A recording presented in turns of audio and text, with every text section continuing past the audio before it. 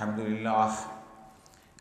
لله نحمده ونستعينه ونستغفره ونؤمن به ونتوكل عليه ونعوذ بالله من شرور أنفسنا ومن سيئات أعمالنا من يهده الله فلا مضل له ومن يضلل فلا هادي له ونشهد أن لا إله إلا الله وحده لا شريك له ونشهد أن محمدا عبده ورسوله قال الله تبارك وتعالى في كلامه المجيد وفرقانه الحميد أعوذ بالله من الشيطان الرجيم بسم الله الرحمن الرحيم يا أيها الذين آمنوا لا تتخذوا اليهود والنصارى أولياء بعضهم أولياء بعض ومن يتولهم منكم فإنه منهم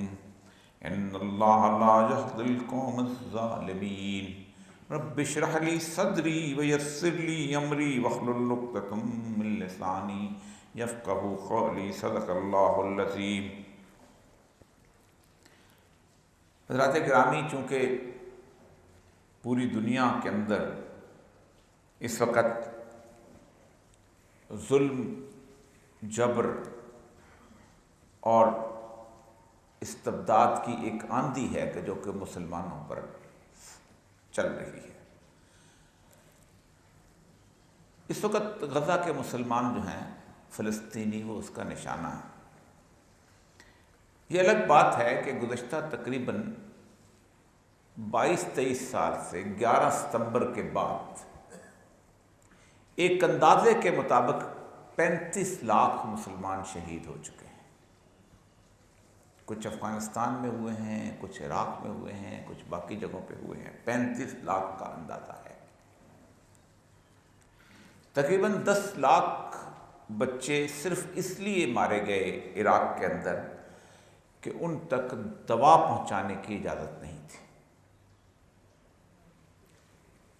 12-13 لاکھ کی وہاں کی صورتحال ہے۔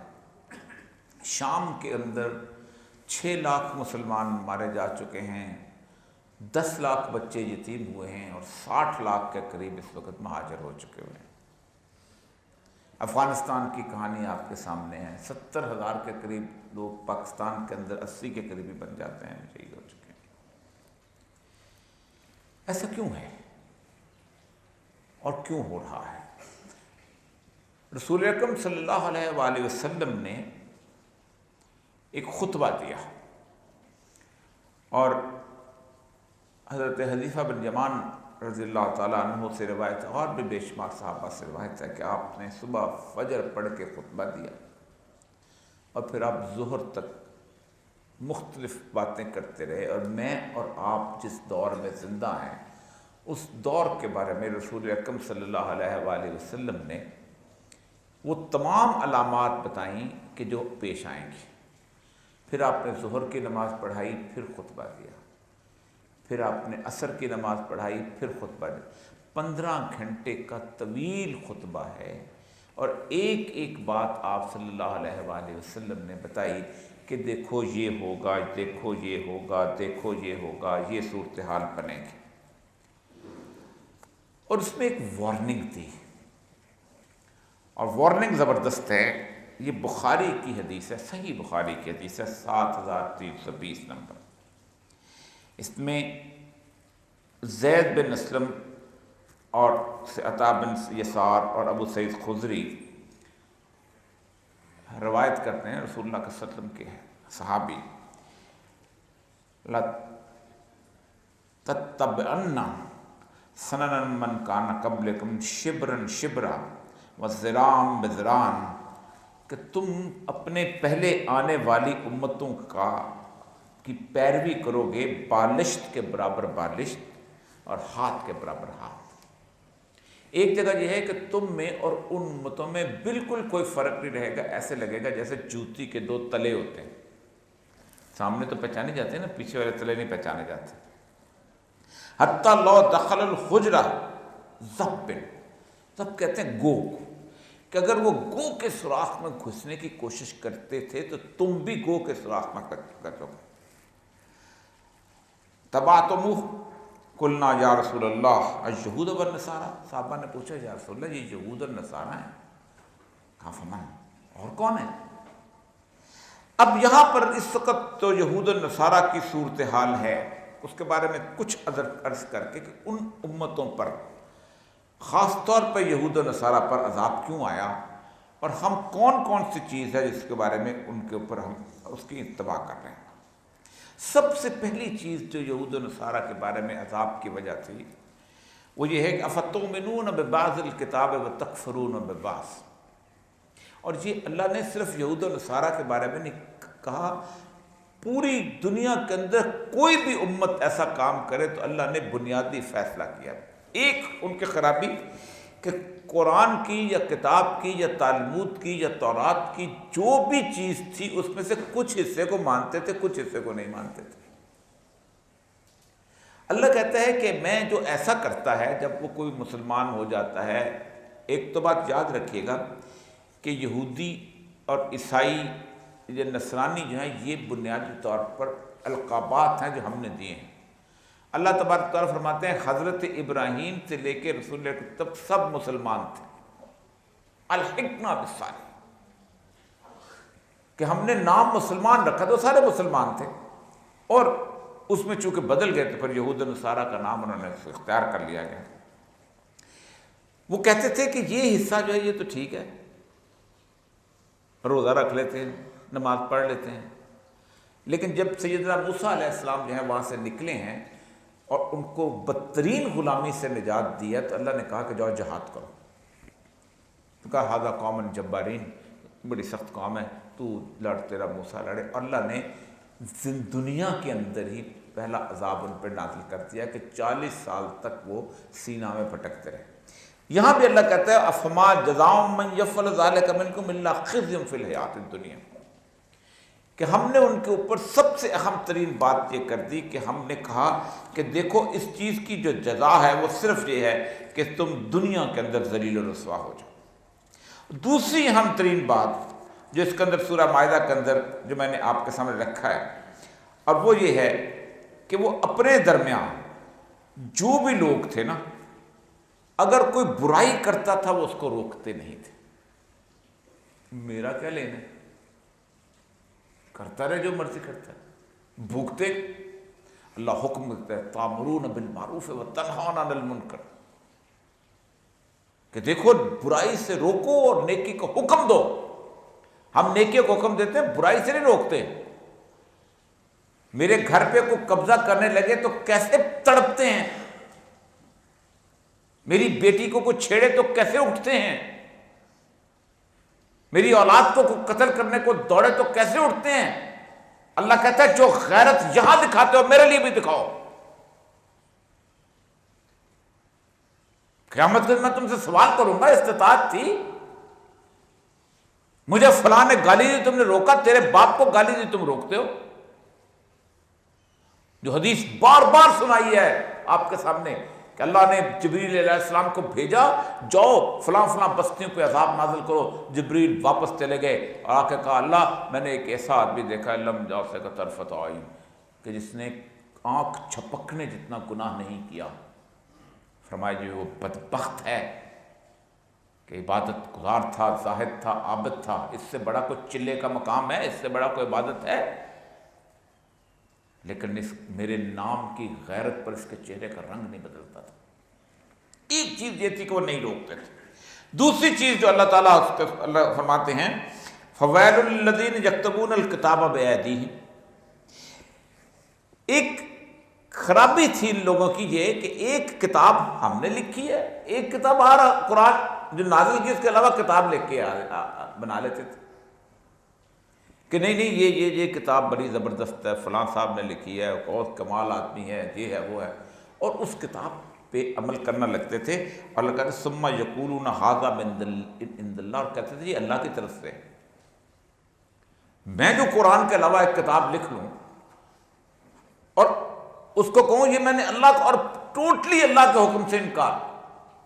کہا میں نے کیا کہا، ویسا ہی تم کام کرو گے جیسا یہود و نصارہ کر رہے ہیں۔ اب آپ اپنے آپ کو دیکھتے جائیں،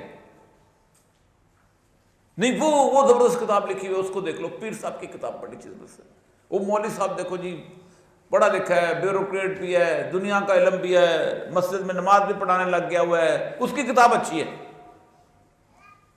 یہ جو قرآن میں حکم دیا نا فلا یتدبرون القرآن، کہ تم قرآن کے اوپر غور نہیں کرتے، وہ مولوی کو حکم نہیں دیا، وہ آپ سب کو حکم دیا ہے. فزکس کی کتاب پڑھتے ہو، کیمسٹری کی کتاب کرتے ہو، بایولوجی کی کتاب پڑھتے ہو، انجینئرنگ کی کتاب پڑھتے ہو، کیونکہ کل کو تمہیں پیسے ملنے ہیں.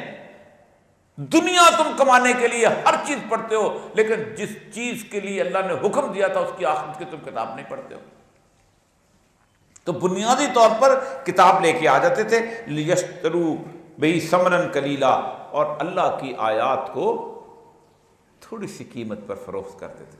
اللہ تشترو بآیات ثمنً قلیلا.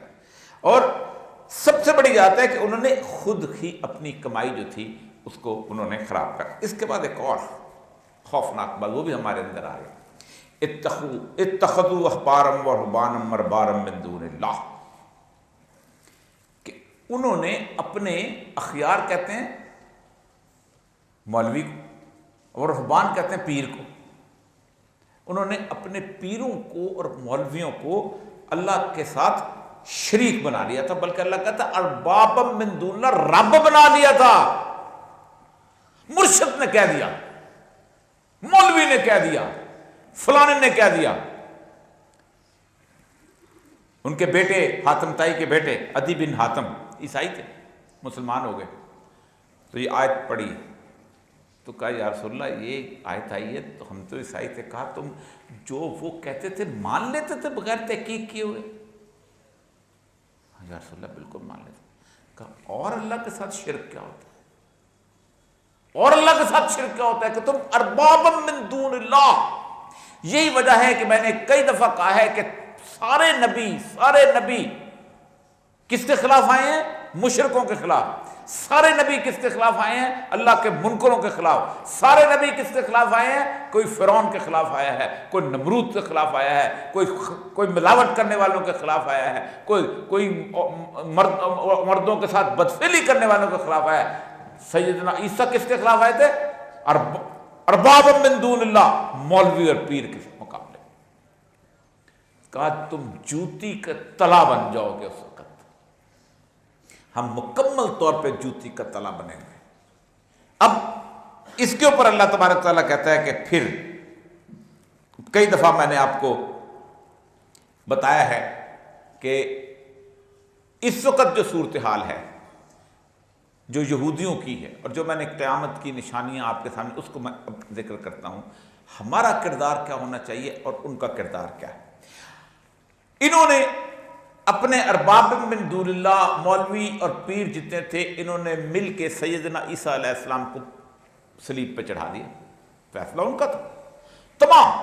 چوتھی چیز جو اہم ترین چیز قرآن بتاتا ہے کہ یہ اللہ کی حرام کی ہوئی چیزوں کو حلال کرتے تھے. اور پانچویں چیز اور زبردست ہے کہ ان میں سے بہت سارے لوگ تھے کہ جو اتنی مین ملخ نکالتے تھے کہ ہم نے ان پر کچھ حلال چیزیں بھی حرام کر دیں. سورہ بقرہ میں جیسے بکرے کی اس کی گائے کا مسئلہ ہے کہ جب وہ گائے کے بارے میں جب گئے اللہ کے رسول ان کے جو ہیں حضرت موسیٰ علیہ السلام کے پاس، ہمارا بندہ قتل ہو گیا ہم کیا کریں؟ انہوں نے کہا ایک گائے لے کے آؤ. تخصصاً حضور موسیٰ سر نہ مذاق کر رہے ہیں، ہم نے قاتل کا پوچھا تم؟ اللہ کے رسول کے ساتھ آرگومنٹ کرتے تھے اور پھر اس کے ساتھ حجتیں کرنی شروع، کیسی ہو، یہ ہو، وہ ہو، فلاں دودھ اتنا دیتی ہو، رنگ ایسا ہو، فلاں ہو. اتنا کرتے کرتے ایک ہی گائے ان کو ملی بڑی مشکلوں سے. اور پھر اس کو گائے کو جب انہوں نے ذبح کیا تو وہ جو اس کا گوشت اس میں مارا گیا تو اس نے بندے نے اٹھ کے کہا کہ یہی میرا قاتل ہے جو سب سے آگے آگے چلتا. لیکن اللہ نے کیا کیا؟ اللہ نے ان کو پورے پروسیس سے گزارا کہ تم اللہ کا حکم بغیر دلیل کے مانا کرو. یہ مت کہو کہ تمہیں پیغمبر آ کے کہتا ہے کہ جاؤ گائے ذبح کر لو اور تم کو تو پیغمبر مذاق کر رہے. یہی کیفیت سید الانبیاء صلی اللہ علیہ وآلہ وسلم کے صحابہ تھی. تمام انبیاء سے بہترین صحابہ کہتے ہیں مجھے ملیں.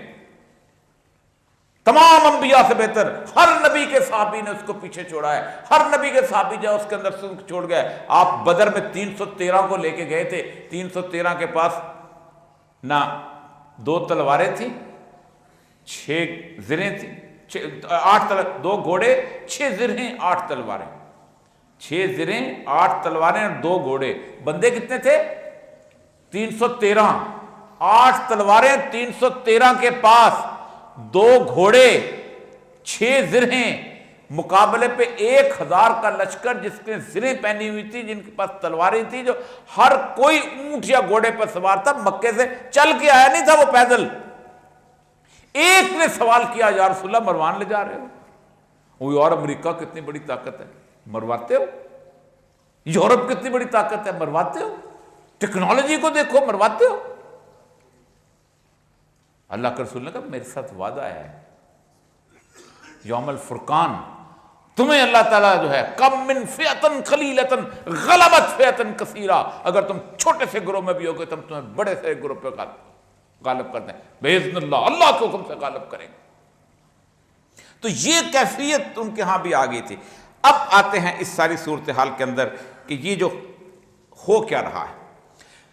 تو انہوں نے جب کر دیا تو حضرت عیسیٰ علیہ السلام چلے گئے، تو ہوا یہ کہ سیدنا عیسیٰ علیہ السلام کے بارے میں اللہ تبارک تعالیٰ کا رسولوں کے بارے میں ایک اصول ہے کہ جو بھی امت رسول کے ساتھ بد تہذیبی کرتی ہے، انکار کرتی ہے، ظلم کرتی ہے، تو اللہ اس میں سے رسول کو بچا لیتے ہیں اور اس امت جو ہے اس کو تباہ و برباد کر دیتے ہیں۔ تو یہاں کیا ہوا کہ انہوں نے کوشش کی کہ ایک تو یہ ہے کہ حضرت عیسیٰ جو ہیں ان کو ہم صلیب کی موت دیں گے، ویسی ذلت والی موت تو کبھی ہوتی نہیں، اور دوسرا انہوں نے یہ کہا کہ اب ہم اپنے مسیح کا انتظار کریں گے جو آنا ہے۔ اللہ تبارک و تعالیٰ نے ان کا جو عذاب ہے وہ آخر تک ٹال دیا۔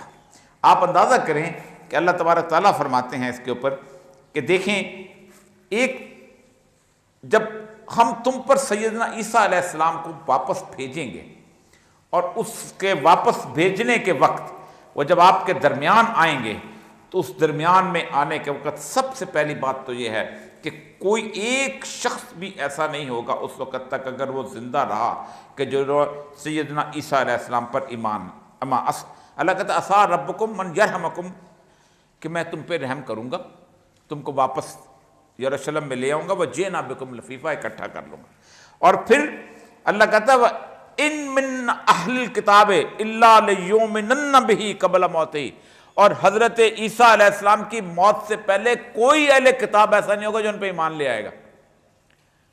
تو ایک تو یہاں سے قرآن ثابت کرتا ہے کہ سیدنا عیسیٰ واپس آئیں گے۔ اکثر لوگ جو شک کرتے ہیں کیونکہ سیدنا عیسیٰ کی موت سے پہلے کوئی اہل کتاب 12 رہ گئے تھے آپ کے پاس، حواری جو تھے، باقی سارے ان کا منکر کرے، وہ یوم القیامت یکون علیہم شہیدا، اور قیامت کے دن کی موت پر تم گواہ بھی ہو گے۔ یہ ہے وہ یہاں پر ہوا ہے، ان کو اس طرف لے کے آیا گیا ہے۔ اب 2 حدیثیں جو ہو رہا ہے اس کے بارے میں، ایک تو سیدنا عیسیٰ نے آخر میں آنا ہے، لیکن اس سے پہلے اللہ نے ان کو یہاں جمع کرنا، اللہ نے جمع کر دیا۔ اب اس جمع کرنے کے بعد 2 حدیثیں جو ہیں ترتیب کے ساتھ جو اس وقت ہو رہا ہے وہ آپ کے سامنے رکھتا ہوں۔ آپ صلی اللہ علیہ وآلہ وسلم نے فرمایا، جو مشہور حدیث ہے کہ جو اکثر میں اس میں سنایا کرتا ہوں آپ کے سامنے، اور آپ نے فرمایا عمران البیت المقدس خراب الیثرب، خراب الیثرب خروج الملحمہ، و خروج الملحمہ فتح القسطنطنیہ، و فتح القسطنطنیہ خروج الدرداء۔ حضرت معاذ بن جبل بڑے پیارے صحابی تھے، آپ کے پیچھے سواری پہ بیٹھنے کا شرف حاصل ہوا۔ یہ وہ صحابی تھے کہ جن کو یمن میں گورنر بنا کے بھیجا تو کہا معاذ فیصلے کیسے کرو گے؟ فرمایا جو اللہ کی کتاب میں ملا اس کے مطابق۔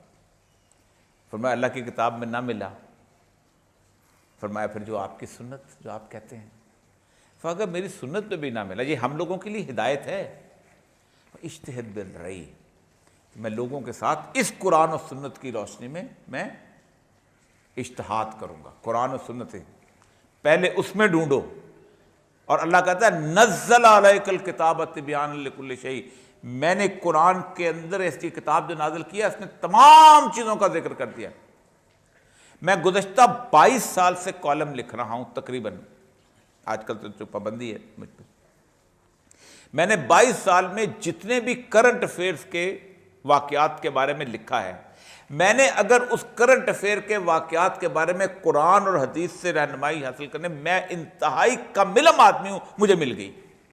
کبھی ایسا نہیں ہوا کہ میرے کالم کے اندر کہیں اگر مجھے قرآن اور حدیث کوٹ کرنی پڑی ہو کہ یہ یہاں اس وقت امریکہ کیا کر رہا ہے، یہاں فلسطین کیا کر رہا ہے، یہاں مسلمانوں میں اندر کیا ہو رہا ہے، یہ سود کیا، مجھے رہنمائی ملتی رہی۔ تو اللہ کہتے ہیں کہ دیکھیں معاذ بن جبل کو پھر آپ نے کہا اللہ کا رسول کر، یہ میرا رسول ہے، یعنی رسول کہتے ہیں جو بھیجا جاتا ہے، پیغام لے کے جاتا ہے۔ فرمایا سب سے پہلے بیت المقدس جو ہے، بیت المقدس جو ہے یہ آباد ہو جائے گا۔ اس کو ایک دوسری حدیث کے ساتھ، اور یہ بخاری کی حدیث ہے جو میں آپ کے سامنے پیش کر رہا ہوں، صحیح بخاری کی حدیث۔ حضرت غزوہ تبوک میں رسول اکرم صلی اللہ علیہ وسلم ایک چمڑے کے خیمے میں بیٹھے ہوئے تھے، اور عوف بن مالک کہتے ہیں کہ انہوں نے کہا قیامت کی 6 نشانیاں سن لو۔ نمبر 1 تو میں اس دنیا سے چلا جاؤں گا، دوسری بیت المقدس فتح ہو جائے گا، حضرت عمر نے فتح کر لیا۔ تیسری، جو تم میں اس طرح کی وبا پھیلے گی جیسے بکریوں کی بیماری قاص پھیلتی ہے، قاص بالکل ویسی بیماری ہے جیسے کورونا پچھلے دنوں پھیلا تھا، کہ ایک دم وہ آتی ہے اور اس کے بعد اب گلا اور سانس بند ہونا چاہتے تھے۔ چوتھی، مال کی اس قدر فراوانی کہ اگر کسی کو 100 اشرفیاں دی جائیں گی تو وہ خوش نہیں ہوگا۔ خوش ہوتے ہیں؟ نہیں اڑ رہا ہے وہ، ایک فیکٹری نہیں 4 نہیں 5 نہیں 10 نہیں 15۔ پھر وہ نشانی جو صلح جو تمہارے اور رومنز کے درمیان ہوگی، کہ ہم رومنز کہتے ہیں عیسائی جو تھے اس وقت، رومن یورپ کا پورا صلح ہمارے ہوئی بھی بڑے عرصے سے، طویل عرصے سے ہمارا صلح ہوگی۔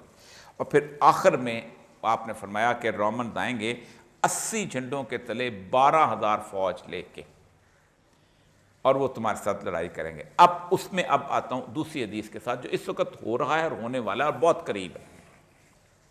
آپ صلی اللہ علیہ وسلم نے فرمایا عمران البیت بیت المقدس جو ہے وہ سینٹر سٹیج بن جائے گا، ریلیونٹ ہو جائے گا۔ اس وقت دنیا میں امریکہ جو ہے ہر سال 6 ارب ڈالر کا اسلحہ بیچتا تھا۔ پچھلے سال اسرائیل نے 12.5 ارب ڈالر کا اسلحہ بیچا ہے۔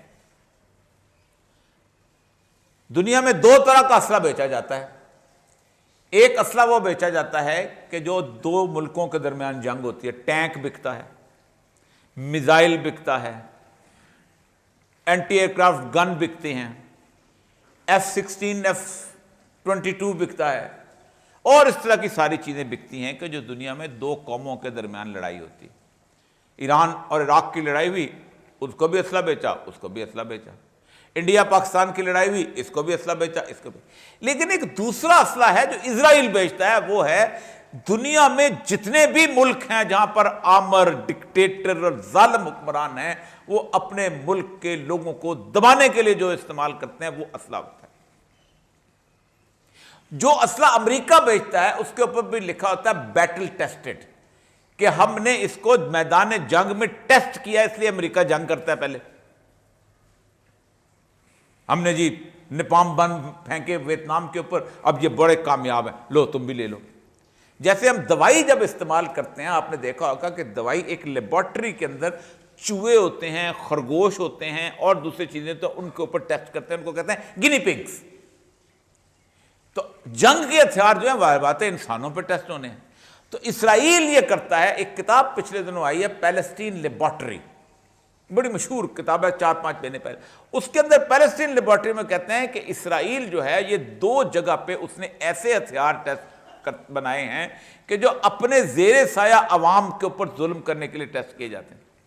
ان میں بڑے ہتھیار جو ہیں وہ غزہ پہ ٹیسٹ ہوتے ہیں، اور چھوٹے ہتھیار جو ہیں وہ اس جگہ پہ ٹیسٹ ہوتے ہیں جو ویسٹ بینک اس کو کہتے ہیں، مغربی کنارہ، یعنی اوزی رائفل وہاں ٹیسٹ ہو گئی، وہ جو ڈیوائسز وہاں ٹیسٹ، جاسوسی کے آلات وہاں۔ مطلب آپ خود سوچیں کہ دنیا کا ہر ملک جس نے اپنے ملک کے حکمرانوں کے اوپر ظلم کرنا ہوتا ہے اس نے اس سے اسرائیل سے ہتھیار خریدتا ہے، بحرین خریدتا ہے، یمن وہ جو ہے اپنا سعودی عرب خریدتا ہے، UAE خریدتا ہے، مراکش خریدتا ہے، سوڈان خریدتا ہے، مصر خریدتا ہے۔ بلکہ جو فون ٹیپنگ کے آلات ہیں وہ صرف اسرائیل میں بنتے ہیں۔ پاکستان کے اندر بھی جو ایجنسیاں فون ٹیپنگ لے کرتی ہیں وہ اسرائیل سے خریدتی ہیں۔ کیوں؟ کہ اسرائیل نے ایک فن حاصل کر لیا ہے کہ کس طرح ظالمانہ طریقے سے اپنے ملک کے شہریوں کے اوپر قبضہ کیا، اور ہر اشتہار کے اوپر بیٹل ٹیسٹڈ لکھا ہوتا ہے۔ 4 کمپنیاں اسرائیل کی ایسی ہیں کہ جو ایک باقاعدہ ویڈیو لگاتی ہیں کہ یہ دیکھو یہ ہمارا نائٹ وین ڈیوائس ہے، اس کے تحت یہ ہم نے دیکھا، یہ بچے کھیل رہے تھے۔ ابھی پچھلے دنوں میں ویڈیو آئی ہے، یہ پانی کے کنارے پانی بھرنے جا رہے تھے، ہم نے یوں نشانہ مارا اور یوں اڑ گئے۔ یہ اسرائیلی ہتھیار جو تھے وہ استعمال ہوا تھا جب ابو غریب کے ساتھ وہ انہوں نے جہاد میں انہوں نے دیکھا 2-3 لوگ گفتگو کر رہے، ان پہ انہوں نے بم مار کے لوگ اپنے طور پہ، اور باقاعدہ نائٹ ڈوین کے ساتھ۔ یہ جو اس میں دیر الزور کے پاس جو رشین فوج کہ 3,500 آرمی جو تھی وہ گائے گئی تھی، اور ویڈیو جاری ہوئی تھی، وہ بھی اسی چیز کی جاری ہوئی تھی۔ اسرائیل کے طیارے جو تھے 87% ڈرون جو ہے وہ اسرائیل بناتا ہے، 87% ڈرون، اور دنیا کا تقریباً ہر بڑا ملک جو ہے، آسٹریلیا ہو، جاپان ہو، یہ اسرائیل سے خریدتا ہے۔ تو یہ ایک بنیادی طور پر وہاں پر انہوں نے ایک غلبہ حاصل کیا۔ یہ کیا ہے؟ عمران البیت المقدس، کہ مقدس بیت المقدس جو ہے اس کا کنٹرول ہو جائے گا، بیسک چیز بن جائے گی۔ یعنی شفٹ کیا ہو گیا؟ امریکہ اب اسلحہ بیچنے میں طاقتور نہیں ہے، اسرائیل طاقتور ہے۔ دنیا کی تمام تر جتنی بھی دولت ہے اس کی، وہ دنیا میں 5%، 50 لوگوں کے پاس 65% دولت ہے، جن میں سے 70% یہودی ہیں۔ تو دولت کس کے پاس چلے گی؟ آج وہ وال سٹریٹ جرنل کو یوں بند، وال سٹریٹ کی اس کو جرنل کہتا ہوں، اس کے بازار کو بند کر دیں جہاں سارے بینک ہوتے ہیں، تالا لگائیں، کمپیوٹر جا کے یروشلم میں کھول لیں، ساری دولت وہیں۔ بینک اب کھاتے تو نہیں ہوتے، اب تو ATM ہے بھائی، اب تو کریڈٹ کارڈ ہے بھائی، اب تو جدھر کمپیوٹر ہے وہاں بینک ہے۔ دنیا کی تمام بڑی کمپنیاں جتنی بھی ہو سکتی تھیں، 45,000، ان میں سے ساری کی ساری اسرائیل کے اندر انہوں نے اپنے ہیڈ کوارٹر بنا لیے ہیں۔ اور اس نے کھڑے ہو کے کہا تھا، نتن یاہو نے، اس نے کہا اس وقت دنیا کی کوئی کمپنی ایسی نہیں کہ جس کا ہیڈ کوارٹر جو ہے اسرائیل کے اندر نہ ہو۔ سب سے اہم ترین بات ہوتی ہے کمپیوٹر کی ٹیکنالوجی کی اہمیت۔ 2 سلیکن ویلیز انہوں نے سیکرامنٹو والی سلیکن ویلی کے مقابلے میں یہاں بنائی ہیں، اور اس کے اندر وہ اپنا وہ تمام تر جو ٹیکنالوجی اب یہ آ گئی۔ اب فرمایا جب یہ ہوگا تو پھر فرمایا خراب الیثرب، مدینہ کی ویرانی شروع ہو جائے گی۔ اور آپ نے فرمایا ویرانی ایسی ہوگی کہ مسجد نبوی میں سوچتا ہوں تو کانپ جاتا ہوں، تمہیں جنگلی جانور گھومتے پھرتے نظر آئیں گے۔ کیوں؟ کیونکہ اسرائیل کا نیتن یاہو نے 6 دن پہلے کھڑے ہو کے کہا ہے کہ یہ جو ہماری پٹی ہے، اس کے اوپر 2 پٹیاں اسرائیل کے جھنڈے کے اوپر، ایک نیلی پٹی ایک طرف ہے، ایک وہ ہے درمیان میں سٹار آف ڈیوڈ، حضرت داؤد علیہ السلام کا ستارہ ہے، وہ کہتے ہیں 6 کونے والا ستارہ ان کا تھا۔ ایک پٹی فرات کی ہے اور دوسری پٹی نیل کی ہے، اس کے درمیان انہوں نے حکومت بنائی۔ فرمایا جب وہاں پر ہوگی تو آپ نے فرمایا خروج الملحمہ، جیسے ہی وہ چیز ہوگی تو سمجھو کہ بڑی جنگ کا آغاز ہوگا جو آخری ہونی ہے۔ اب اس بڑی جنگ میں سب سے پہلے جو ملک جائے گا وہ فرمایا قسطنطنیہ اڑ جائے گا،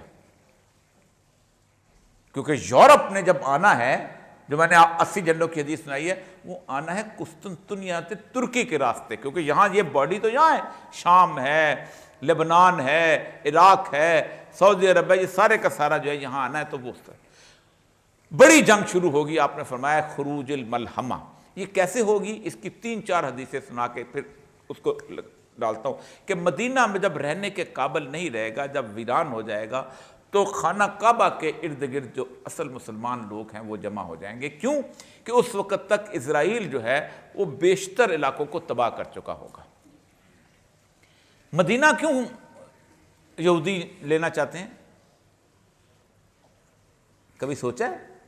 ادھر ہر بندہ کہتا ہے جی اسرائیل کا حق ہے کیونکہ یہودی وہاں رہتے رہے ہیں، وہ جی 2000 سال پہلے رہتے رہے ہیں، اتوں کڈے گئے سن، بڑے بڑے ذہین لوگ آ کے کہتے ہیں نا. تو پھر سب سے زیادہ حق ان کا مدینے پہ ہے. بنو قریظہ کہاں رہتا تھا؟ مدینے میں. بنو خزاع کہاں رہتا تھا؟ مدینے میں. بنو قینقاع دے دو، مسجد نبوی کے اندر آئے ہوئے ہیں وہ سارے علاقے. تو بنیادی طور پہ سمجھتے ہیں کہ ہم خیبر میں جا کے وہاں رہیں گے. اس وقت ایک شخصیت آپ صلی اللہ علیہ وسلم فرمایا 40 حدیثیں ہیں، کہیں ان کا نام امام مہدی کا نام تو نہیں لکھا، مہدی کا ذکر ہے، کہیں یہ کہا گیا کہ میری اولاد میں سے ایک آدمی ہوگا جس کا نام محمد ہوگا، وہ بھاگ کے مکہ آ کے پناہ لے لے گا. اور مکہ کے جو لوگ ہیں جو ان کو زبردستی کہیں گے کہ ہمارا کوئی لیڈر نہیں ہے تو ہم آپ کو ہم ہاتھ پہ بیعت کرتے ہیں. تو مسجد حرام کے اندر جو حجر اسود ہے اس کے اور رکن یمانی کے درمیان ان کی بیعت ہوگی. وہ نہیں مانیں گے لیکن وہ بیعت کر دی جائے. اور اللہ کہتا ہے کہ پھر میں حضرت مہدی جو بھی ہوں گے، جو محمد بن عبداللہ جن کا نام ہوگا، میرے نام کی طرح نام، میرے باپ کے نام کی طرح ان کا نام ہوگا، تو وہ ان کی اللہ کہتا ہے میں راتوں رات اصلاح کر دوں گا، یعنی ان کو دنیا کی تمام تر حکمت و دانائی سکھا دوں گا. اور یہ لوگ کہتے ہیں کیسے سکھائے گا؟ یہ اللہ نے قرآن میں سکھائی کہ اس کا واقعہ بیان کیا باقاعدہ.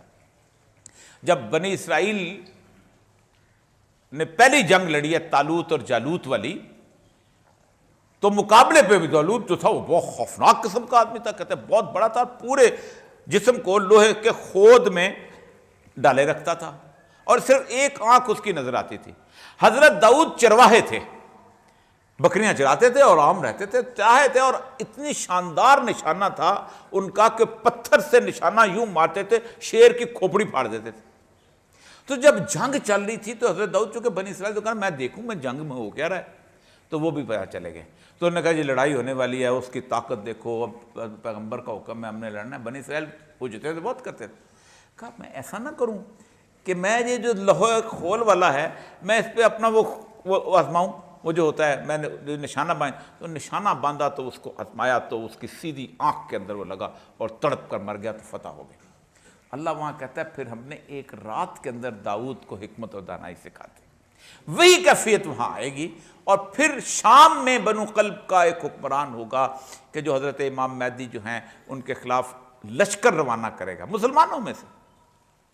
آپ سوچیں کہ وہ لشکر جو ہے سیدنا امام مہدی کی راستے میں، اللہ پہلی ایک ہی نشانی امام مہدی کی، ادھر ہر بندہ کوئٹے میں لاہور میں تو پتہ نہیں مہدی بنتا ہے، کہ اللہ اس لشکر کو مکہ سے پہلے بیضاء کے مقام میں دھسا دے گا. چونکہ عرب کی تباہی ہو چکی ہوگی تو پھر اس خطے سے جو اقبال کہتا ہے نا کہ خضر وقت خلوت دشت حجاز آیت برو قافلہ زی دور از دراز آیت بروں، کہ وہ وہاں سے جو خلوت سے نکلے گا تو یہاں سے قافلے جائیں گے، جو افغانستان یہ علاقہ جو ہے یہاں سے قافلے نصرت کے لیے جائیں گے، وہاں لڑائی شروع ہوگی. اور وہ سب سے پہلے بیت المقدس کے علاقے ایلیا میں گاڑ دیے جائیں گے. پھر 80 جھنڈے لے کے وہ نکلیں گے، جو میں نے آپ کو حدیث سنائی ہے کہ یہ دیکھیں کہ اور 80 جھنڈے لے کر تمہیں لڑیں گے، ہر جھنڈے تلے 12,000. یہ بخاری کی حدیث نمبر 3176 ہے. وہ 80 جھنڈے جو ہیں ان کا مقابلہ ہوگا ہمارے ساتھ. کہاں پر؟ اس مقام پر جسے ہم حلب کے ساتھ آماک کا میدان کا، میں میدان دیکھ کے آیا ہوں. لگتا ہے اللہ نے کچھ جنگ کے لیے میدان بنایا ہو. 9,60,000 فوج ہوگی. اس کے بعد اللہ کے رسول فرماتے ہیں کہ جب وہ نکلیں گے تو پھر یفتح القسطنطنیہ، پھر تم قسطنطنیہ کو دوبارہ فتح کر لو گے. جب ایسا مقام آ جائے گا تو پھر دجال جو قید ہے اس کے بارے میں انشاءاللہ ذکر کروں گا، کیونکہ نبی صلی اللہ علیہ وسلم فرمایا دجال اس وقت آئے گا جب مولوی ممبروں پہ دجال کا ذکر بند کر دیں گے. نبی اکرم صلی اللہ علیہ وسلم نے ساری زندگی اتحیات میں بیٹھ کے دعا مانگی ہے، اللہم انی اعوذ بک من فتنۃ المسیح الدجال. اے اللہ، ہر دفعہ آپ مانگتے ہو کوئی؟ کہا آدم سے لے کے آخر تک کوئی فتنہ اللہ نے اتنا بڑا پیدا نہیں کیا جتنا دجال ہے. تب دجال کھلے گا. اس کی حدیث جو ہے وہ بڑی مشہور ہے, تمیم داری والی, انشاءاللہ بشرط زندگی سے تو اس پہ ذکر کروں گا دجال کے اوپر انشاءاللہ اگلی دفعہ. وہ جو ہے رسی توڑ کر نکلے گا اور اصفہان سے نکلے گا. اصفہان میں ایران میں رہا ہوں, 70,000 یہودی اس کے ساتھ ہوں گے, ابھی بھی 2.5 لاکھ یہودی وہاں پر رہتے ہیں. وہاں سے نکلے گا اور پھر وہ قسطنطنیہ میں جب فتح ہوگا, اور آپ صلی اللہ علیہ وسلم فرمایا کہ شور مچے گا کہ دجال آ گیا ہے, اور مسلمان پلٹیں گے. پھر وہ لڑائی شروع ہوگی اور پھر وہ ہم کو دھکیلتا دھکیلتا دھکیلتا آخر میں مسلمان صرف دمشق کی جامع مسجد میں محصور ہو کے رہ جائیں گے. باہر وہ کھڑا ہوگا اس کی فوجیں لے کے, اندر مسلمان سیدنا امام مہدی کی قدی میں نماز ادا کر رہے ہوں گے. اس وقت اللہ پھر یہودیوں کو آزمائے گا, نشانی دے کے حضرت عیسیٰ کو اتارے گا. وہ اس طرح کہ ایک انہوں نے زرد قمیض اور زرد نیچے تہمت والا باندھا ہوگا, اور بالوں سے ان کے جیسے پانی ٹپک رہا ہوگا, اور جب وہ آئیں گے منار پہ اتریں گے تو کہیں گے اب سیڑھی لے آؤ کہ دنیا میں. وہ پھر دجال کو قتل کرے. اس وقت اللہ کہتا ہے پھر ہم تمہارے سامنے پیش کریں گے دعوت, وَإِنْ أُتُّمْ أُدْنَا, اور جب اگر تم نے پہلے والا کام کیا تو جیسے 2 دفعہ ہم نے تم کو تباہ کیا, ہم دوبارہ تباہ کریں گے. یہ وہ وقت ہے کہ جس میں آپ کو صرف اور صرف اس تیاری کرنی ہے. اور وہ تیاری کیا ہے جو میں نے آیت پہلے پڑھائی ہے کہ لا تتخذوا یہود والنصارى اولیاء, کہ یہود اور نصارہ کو دوست مت بناؤ. اللہ کہتا ہے جو ان کو دوست بنائے گا وہ ان میں سے ہو جائے گا. وآخر دعوانا الحمد للہ رب العالمین.